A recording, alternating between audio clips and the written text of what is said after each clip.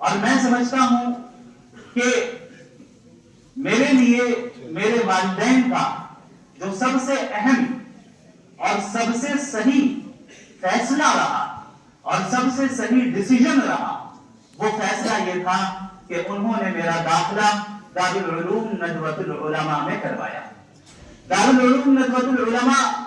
किसी आम मदरसे की तरह एक मदरसा नहीं है, बल्कि ये एक फिक्र है, एक मिशन है, एक मकसद है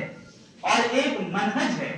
जिसको इख्तियार करके हम मौजूदा जमाने में हालात के तकाज़ों का लिहाज रखते हुए पूरी उम्मत बल्कि पूरी इंसानियत की सही रहनुमाई कर सकते हैं। दारुल उलूम नदवतुल उलमा ही दरअसल सबब है उन तमाम टूटी फूटी सलाहियतों का जो इस वक्त मेरे पास जो मुझे अल्लाह ने अता की हैं।